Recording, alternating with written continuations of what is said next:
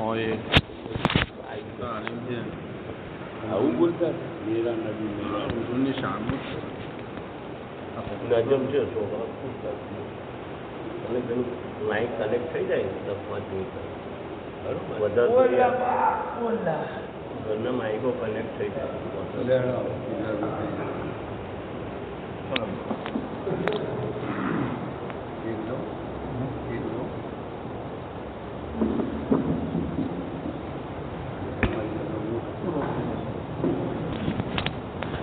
Light બંધ કરતો પેલી અંદર વાળી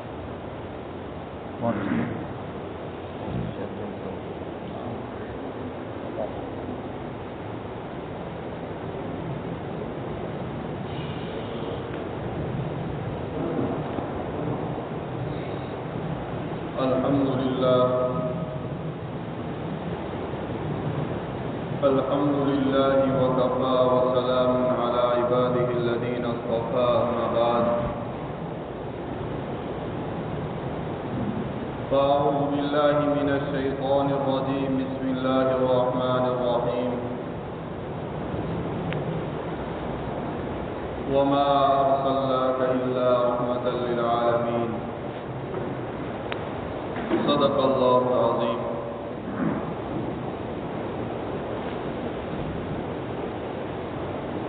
میرے محترم بھائیوں دوستوں بزرگوں،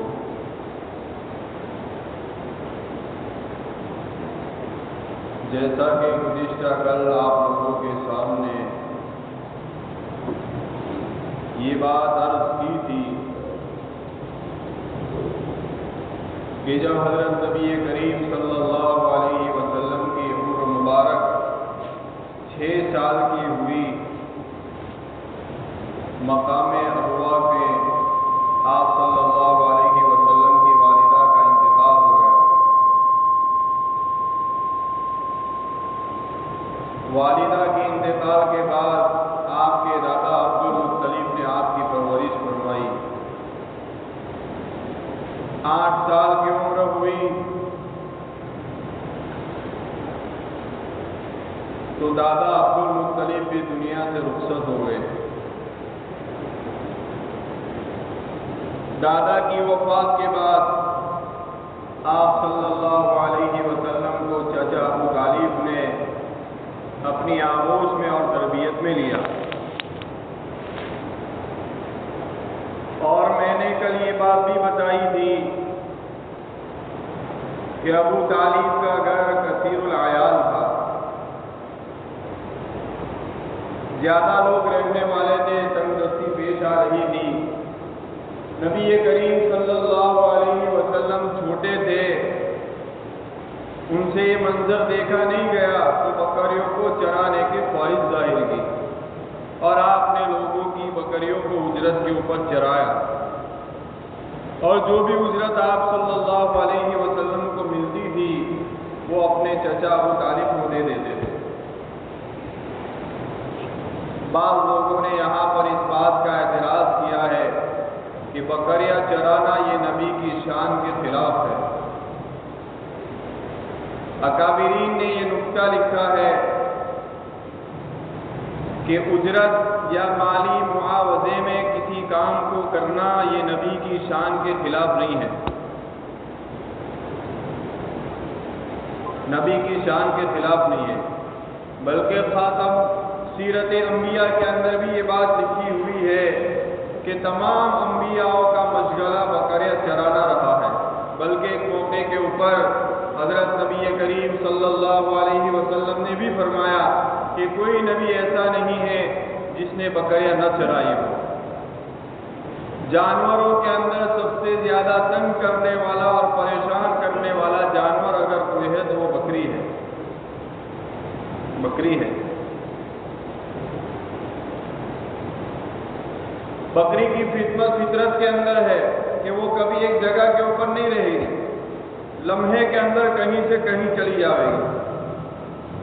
ایک چرواہے کی یہ ڈیوٹی ہے کہ وہ اپنی ریوڑ کے اوپر کڑی نظر رکھے کہ کوئی بھیڑیا بکریوں کے اوپر حملہ کر کے ان کو لے نہ جاوے، نقصان نہ کر دے۔ اور اسی ڈیوٹی کی فکر کے اندر چرواہا اپنے ریوڑ کے اوپر کڑی نگاہ رکھتا ہے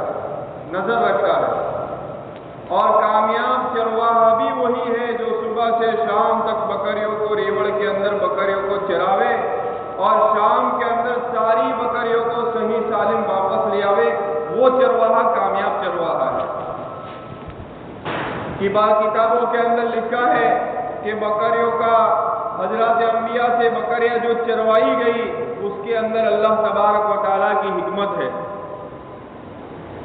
یہ حکمت کیا ہے کہ جس طرح ایک چرواہا اپنی بکریوں کے اوپر کڑی نگاہ رکھتا ہے، اسی طرح ایک نبی بھی اپنی امت کے اوپر کڑی نگاہ رکھتا ہے کہ اس کی کوشش یہ ہوتی ہے کہ یہ ساری امت ایک ہو کر رہے، منتشر نہ ہو جاوے۔ اگر یہ منتشر ہو گئی تو فسق و فجور اور شرک و بدعت کی بھیڑیاں ان کے اوپر حملہ کر دے گی۔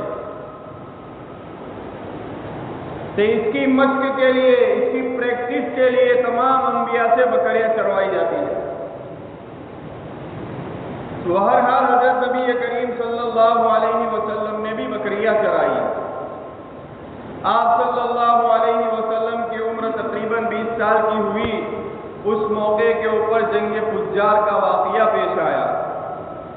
آپ صلی اللہ علیہ وسلم کو بچپن کی جو باتیں یاد تھی اس کے اندر ایک جنگ فجار بھی ہے، اور حلف الفضول بھی کا معاہدہ جو ہوا تھا وہ بھی حضرت نبی کریم صلی اللہ علیہ وسلم کے ذہن کے اندر محفوظ تھا۔ مکہ کعبۃ اللہ کی وجہ سے مکہ کو مرکزی حیثیت حاصل ہے۔ حج کے موقع کے اوپر عرب کے بڑے بڑے قبائل اور لوگ دور دور سے آ کر حج کے موقع کے اوپر وہاں اپنی دکانیں لگایا کرتے تھے۔ میلہ ہوتا تھا، مجلس سے منعقد ہوتی تھی، لہو و لعب ہوتا تھا، مستیاں سر اٹھاتی تھی۔ ایک جگہ کے اوپر عورتوں کا خیمہ لگتا تھا اور عورتیں اپنی میٹھی اور شیریں آواز سے من چلو کے دل کو بہلایا کرتی تھی، اور دل کے بیمار لوگ ان مجلسوں کے اندر اپنے دل کی خواہشات کو پورا کرتے تھے۔ اس زمانے کے اندر یہ سب کچھ ہوتا تھا۔ بعض لوگ پرانی داستانیں سنایا کرتے تھے، پرانی داستانیں سناتے تھے۔ عربی زبان فصاحت و بلاغت کا ملکہ ہے۔ بنو کنانہ کا ایک آدمی جو شریر اور بہت بہادر تھا، اس نے اپنی زبان و بیان سے جادو کو جگایا، اپنے زبان کے جادو سے لوگوں کو جگایا، اور اپنے جذبات کے اندر وہ اتنا آگے بڑھ گیا کہ اس نے اس میلے کے اندر تمام مجمع کے سامنے اپنے پاؤں ان کے آگے کر کے یوں کہا کہ میں پورے عرب کا سب سے معزز آدمی ہوں، اور اگر کوئی مجھ سے معزز ہے تو اس کا سر تن سے جدا کر دے۔ یہ سننا تھا کہ دوسرے کسی قبیلے والے آدمی کو اس کی اس بات کے اوپر بہت غصہ آیا، اس کا خون ابلنے لگا۔ وہ فوراً کھڑا ہوا اور اس نے اپنی تلوار اس کو مارنے کے لیے اس کے آگے کی۔ پھر تو ہونا ہی کیا تھا، آپس کے اندر جنگ ہوئی، میلہ درہم برہم ہو گیا، لوگ منتشر ہو گئے، بڑے لوگوں نے آپس کے اندر ان کو صلح کروائی، معاملہ ٹھنڈا ہو گیا۔ پھر دوسرے سال حرمت والے مہینے کے اندر بھی ان کی دشمنی پھر واپس ابھر کر آئی، اور پھر آپس کے اندر ان کی لڑائی ہوئی۔ روایتوں کے اندر لکھا ہے قبیلہ قریش اور قبیلہ قیس، ان دونوں کی لڑائیاں 4 سال تک رہی، جس کے اندر قریش کو بڑا نقصان ہوا، چونکہ یہ جنگ ماہ حرمت والے مہینے کے اندر ہوئی تھی، اس اعتبار سے اس جنگ کا نام جنگ فجار رکھا گیا۔ آپ صلی اللہ علیہ وسلم اپنے چچاؤں کے اصرار کے اوپر اس جنگ کے اندر شریک رہے۔ اس وقت آپ صلی اللہ علیہ وسلم کی عمر 20 سال تھی، 20 سال کی آپ نے عمر تھی، اور آپ کے لیے یہ سب سے پہلی جنگ تھی جس کے اندر آپ نے شرکت فرمائی۔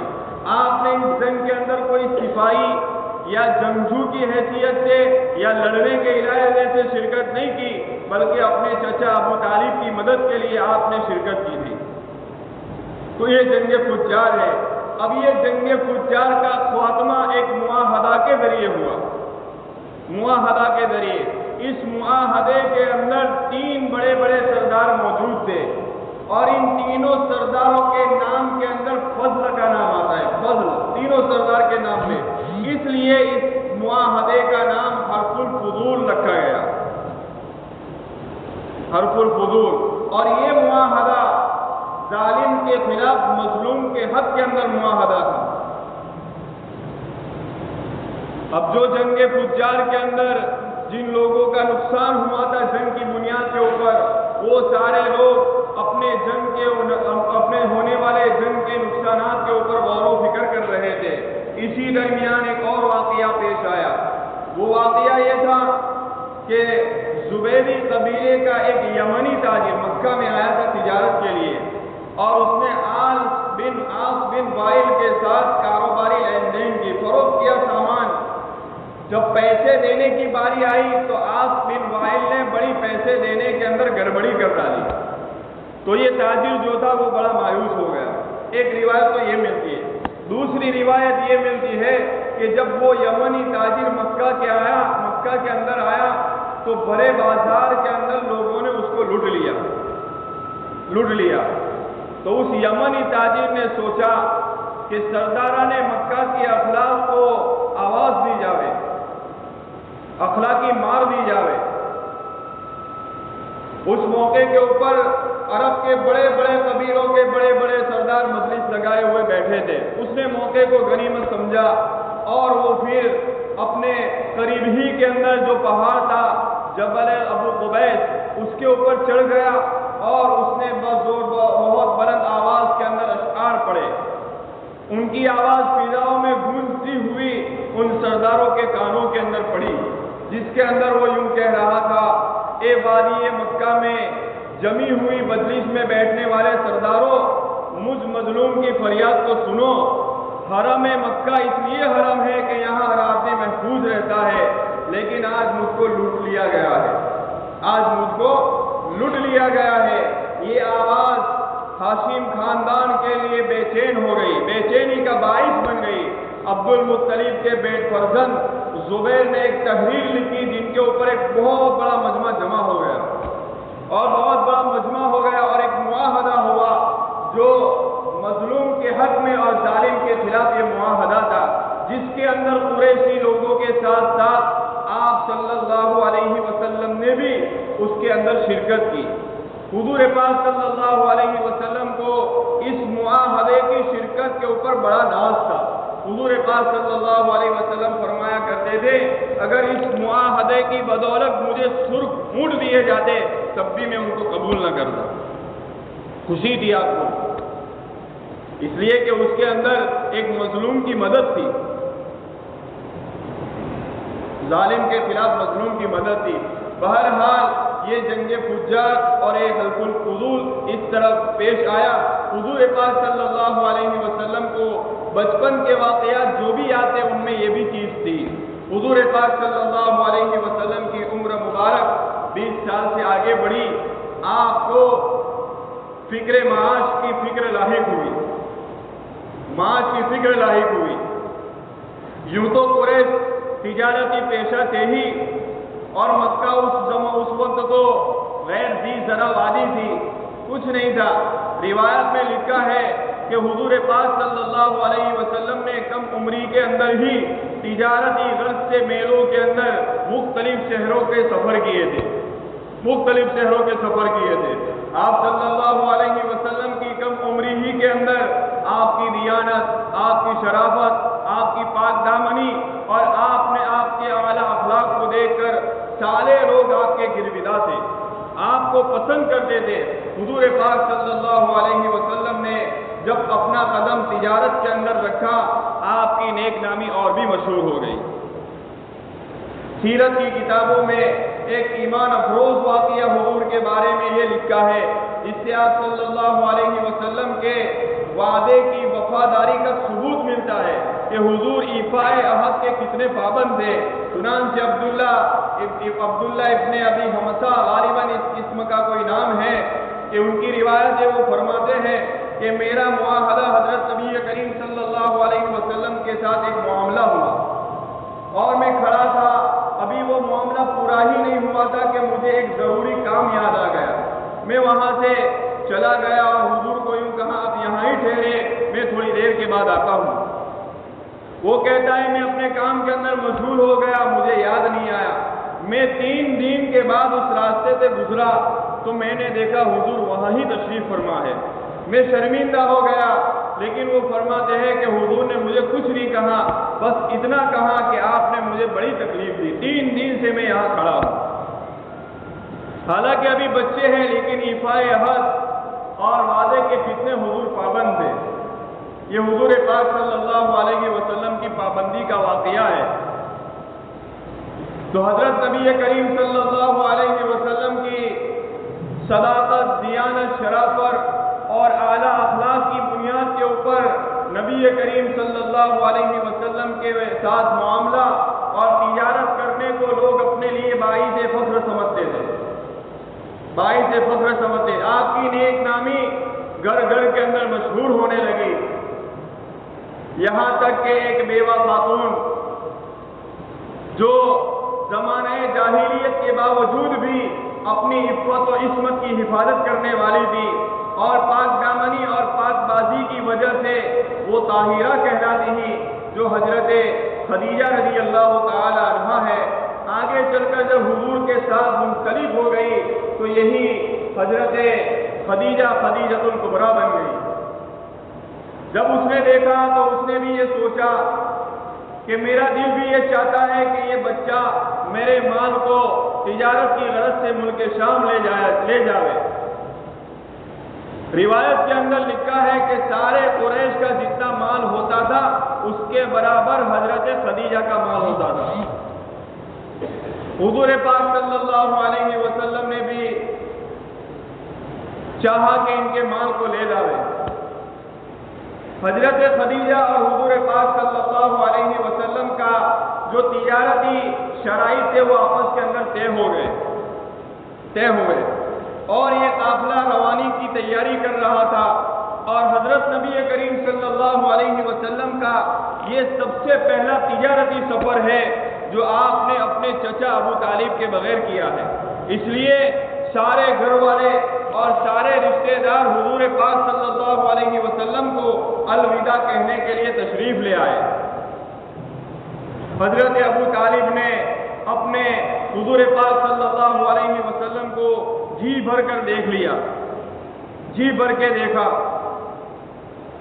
چاچیاں دعائیں دینے لگی، ہر ایک کی آنکھ اشکوں سے ابری لبریز تھی۔ عجیب و غریب منظر تھا۔ جب حضور پاک صلی اللہ علیہ وسلم کا قافلہ نکلا تو وہ ساری آنکھیں جو اشکوں سے لبریز تھی حضور پاک صلی اللہ علیہ وسلم کی جدائی سے بہنے لگی۔ ان کے ساتھ حضرت خدیجہ کا ایک غلام جس کا نام میسرہ تھا اس کو بھی بھیج دیا۔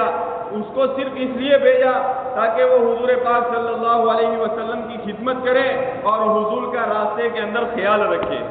بہرحال حضور پاک صلی اللہ علیہ وسلم کا یہ تجارتی قافلہ مختلف منزلوں کو طے کرتا ہوا بصرہ پہنچا۔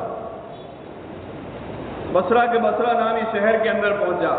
اس جگہ کے اوپر قریب کے اندر ایک راہب کی خانقاہ تھی۔ حضور پاک صلی اللہ علیہ وسلم وہاں جا کر ایک سوکھے درخت کے نیچے بیٹھ گئے۔ قریب ہی کے اندر ایک خانقاہ تھی جس کے اندر ایک راہب رہا کرتا تھا۔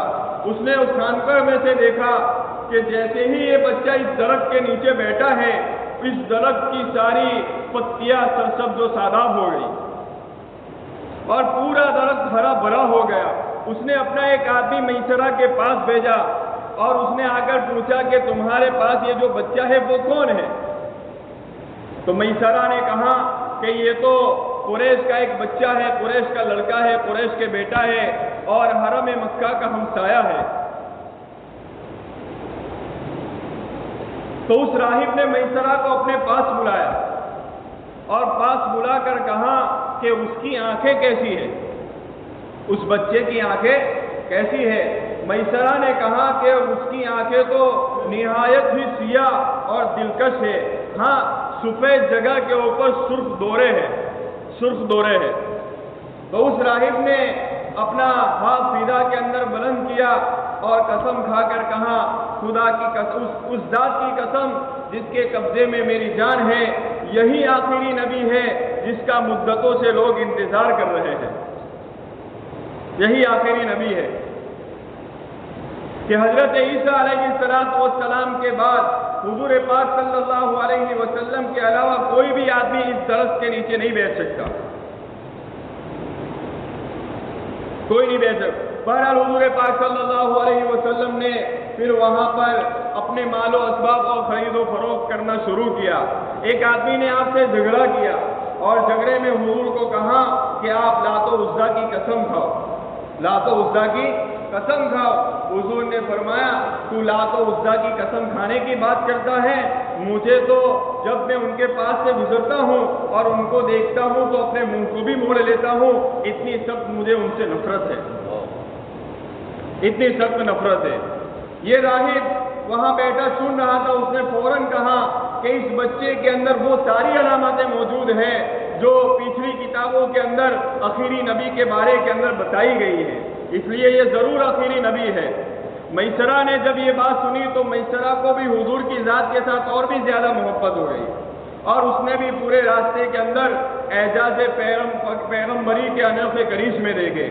पर वो मैसरा यूँ कहता है कि जब हुजूर पाक सल्लल्लाहु अलैहि वसल्लम धूप के अंदर चलते थे तो आसमान का एक बादल उनके ऊपर साया किया करता था, साया करता था। हुजूर पाक सल्लल्लाहु अलैहि वसल्लम हजरत खदीजतुल कुबरा के गुलाम मैसरा को लेकर मिस्र पहुंचे, इसलिए कि मिस्र में किसी चीज़ को बेचने का नफा ज़्यादा मिलता था और खरीदो फरोख्त के लिए मिस्र का बाजार बहुत मशहूर था। उस बाजार के अंदर कभी तो हुस्न यूसुफ के जलवे फरोख्त हुए थे, आज साहिबे लौलाक के मालो ज़र फरोख्त हो रहा है। मशवरा हुआ और ये तय हुआ कि हजरत खदीजतुल कुबरा का जितना भी माल है वो सारा इस बाजार के अंदर बेच दिया जावे और उसकी रकम हजरत खदीजा जो बेच दी जावे। बहरहाल ये कामयाब तिजारती दौरे के बाद हजरत नबी करीम सल्लल्लाहु अलैहि वसल्लम मक्का में तशरीफ़ लाए। मक्का में जब आपका काफिला रवाना हुआ, उसने इत्तिफाक ये हुआ कि रिसालत माप और हुजूर पाक सल्लल्लाहु अलैहि वसल्लम की रफ़ीक़ हयात बनने वाली अज़ीमुल मर्तबत खातून हजरत खदीजा अपने बाला खाने के ऊपर चढ़ी हुई थी और उस काफ़िले के आमद का इंतज़ार कर रही थी। उसने मक्का में परवरिश पाने वाले हुजूर पाक सल्लल्लाहु अलैहि वसल्लम और सरापा शर्म हया और सरदारों के सरताज को पुरसुकून से आते हुए देखा तो हैरत में पड़ गई कि इनके ऊपर एक बादल साहिबान की तरह एक साया किए हुए उनके साथ साथ चलता है। ये काफिला तो वापस लौट आया, लोगों के अंदर खुशियां फैली हुई थी, लेकिन अबू तालिब और हजरत खदीजतुल कुबरा के अंदर जो खुशी थी उसको कोई आदमी महसूस नहीं कर सकता। और इस तिजारत के अंदर हुजूर हजरत खदीजा को इतना नफा हुआ कि किसी भी मौके के ऊपर इतना ज्यादा नफा हजरत खदीजा को नहीं हुआ था। ये हुजूर पाक सल्लल्लाहु अलैहि वसल्लम के वजूद मसऊद की बरकत थी। फिर मैसरा ने गुलाम ने उस सफर के अंदर पेश आने वाले सारे वाक़यात हजरत खदीजा के सामने बयान फरमाए। हजरत खदीजतुल कुबरा को आप सल्लल्लाहु अलैहि वसल्लम की अमानतदारी, सदाकत, दियानतदारी, आपसी मामलात को देखकर हजरत खदीजा भी आपकी गिरविदा हो गई।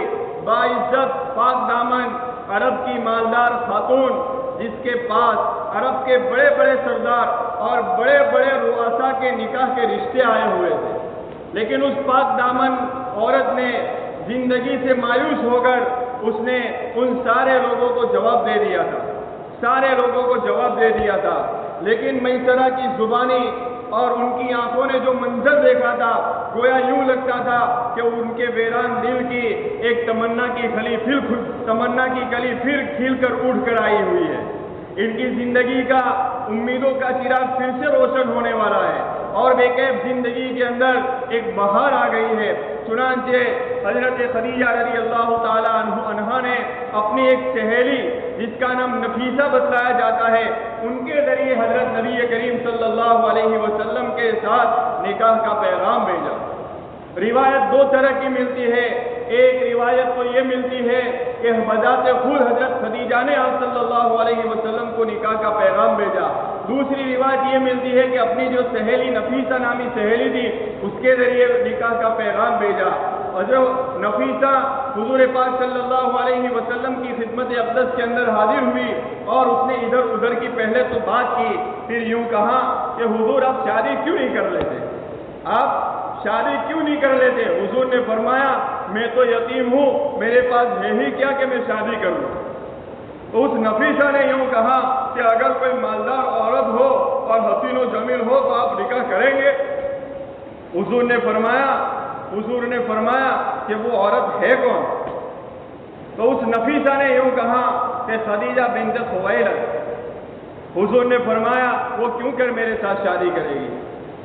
تو نفیسہ نے اس موقع کے اوپر یہ جملہ کہا کہ موتی موتی کو پہچان گیا ہے، موتی موتی کو پہچان گیا ہے۔ اس طرح حضرت نبی کریم صلی اللہ علیہ وسلم کا یہ رشتہ ہوا۔ حضرت خدیجہ رضی اللہ تعالی عنہا کی زندگی کے اندر گویا ایک بہار آ گئی تھی۔ کیا ذرا چشمے تصور سے دیکھیے، ایک وقت وہ تھا کہ مکہ کے بڑے بڑے سردار، بڑے بڑے مالدار خدیجۃ الکبریٰ کے خواہش مند ہے، اور ایک وقت یہ ہے کہ خدیجۃ الکبریٰ آمینہ کے در یتیم کی خواہش مند ہے۔ حضرت نبی کریم صلی اللہ علیہ وسلم نے اپنے چچا حضرت حمزہ سے مشورہ کیا، حضرت حمزہ نے خاندان والوں سے مشورہ کیا، اور پھر یہ آپس کے اندر یہ نکاح طے ہوا۔ آپس کے اندر یہ نکاح طے ہوا۔ اس وقت حضور پاک صلی اللہ علیہ وسلم کی عمر مبارک 25 سال تھی اور حضرت خدیجۃ الکبریٰ کی عمر 40 سال تھی۔ تو اس طرح حضرت خدیجہ رضی اللہ تعالی عنہ حضرت نبی کریم صلی اللہ علیہ وسلم کی نکاح کے اندر آئی۔ آپ دیکھیے کہ وہ کتنی خوش نصیب اور کتنی قسمت والی عورت تھی، عرب کی وہ خاتون، کہ خدا کی ساری خدائی محبوب خدا کے دروازے کے اوپر ہے، خدا کی ساری خدائی محبوب خدا کے دروازے کے اوپر ہے، اور محبوب خدا خدیجہ کے دروازے کے اوپر ہے۔ لیکن نوعیت الگ ہے، لیکن آج نوعیت ساری الگ ہے کہ محبت و شفقت و رحمتوں کا امین آج حضرت خدیجہ کی گھر کے آنگن کے اندر دلہا بن کر کھڑا ہے حضور۔ اور یہ موقع خوشی کا موقع ہوتا ہے، بڑی خوشی کا موقع ہوتا ہے، لیکن اس یتیم کے لیے نہیں جس کا باپ، جس کی ماں اور جس کے دادا اس تقریب کے اندر شرکت نہ کر سکے۔ آپ ذرا سوچئے حضور پاک صلی اللہ علیہ وسلم کے دل کے اوپر کیا گزری ہوگی۔ اس موقع کے ضرور حضور پاک صلی اللہ علیہ وسلم نے اپنے والدہ کو یاد کر کے ضرور حضور پاک صلی اللہ علیہ وسلم کی آنکھوں کے اندر بھی آنسو آئے ہوں گے، اور آپ کا دل بھی اس موقع کے اوپر رویا ہوا ہوگا۔ رشتے دار سارے تقریب کے اندر شریک تھے۔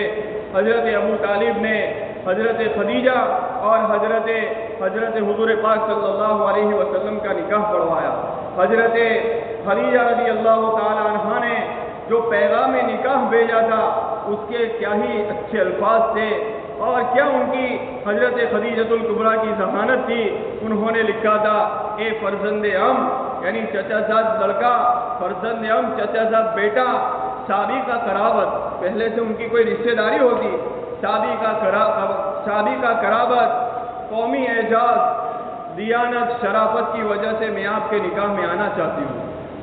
حضرت خدیجۃ الکبریٰ کی یہ نکاح کا پیغام اس کی ذہانت، دور اندیشی اور مردم شناسی کا ثبوت دیتا ہے۔ پیغام نکاح حضرت خدیجہ کا پیغام نکاح اس کی ذہانت کا منہ بولتا کھلا ہوا ثبوت تھا کہ یہ کتنی حسین، اس لیے کہ یہ وہ عورت تھی جس کے 2 شوہر یکے بعد دیگرے داغے مفارق دے کر چلے گئے تھے، طلاق دے کر چلے گئے تھے۔ وہ اپنی زندگی سے مایوس ہو چکی تھی، لیکن وہ عرب کی اس قدر مالدار عورت تھی کہ اس کے پاس دولت، اخلاق، پاکیزہ جوانی اور زندگی گزارنے کے سارے اسباب موجود تھے۔ حضرت نبی کریم صلی اللہ علیہ وسلم کے متعلق حضرت خدیجہ نے جو رائے قائم کی، اس سے ہمیں یہ اندازہ لگتا ہے کہ آپ کی نگاہ نہ آپ کے حسن و جمال کے اوپر تھی، نہ غربت و افلاس کے اوپر تھی، نہ شان و شوکت کے اوپر تھی، کسی کے اوپر نہیں تھی، بلکہ اصل وجہ نکاح کی آپ کے کردار کی بلندی تھی۔ حضور پاک صلی اللہ علیہ وسلم کے باطنی کردار سے مؤثر ہو کر حضرت خدیجۃ الکبریٰ نے آپ صلی اللہ علیہ وسلم کو اپنے نکاح میں لانا چاہا تھا. یہی وجہ ہے کہ 5 صفات لکھ کر حضرت خدیجہ رضی اللہ تعالی عنہا نے آپ صلی اللہ علیہ وسلم سے نکاح کی درخواست کی. ان میں سب سے پہلے یہ لکھا کہ میرا خاندان اور آپ کا خاندان ایک ہے. دوسری صفت یہ لکھی کہ یہ حضور پاک صلی اللہ علیہ وسلم قوم کے اندر باوقار اور باشرف آدمی ہے. تیسری چیز یہ لکھی کہ آپ صلی اللہ علیہ وسلم کی دیانتداری یہ قابل رشک ہے. چوتھی بات یہ لکھی کہ آپ صلی اللہ علیہ وسلم کی وفاداری، آپ کی دیانتداری یہ ضرب المثل ہے، اور حضور پاک صلی اللہ علیہ وسلم بہت ہی اعلیٰ اخلاق کے مالک ہے. یہ 5 صفاتیں لکھ کر حضرت خدیجۃ الکبریٰ نے آپ صلی اللہ علیہ وسلم سے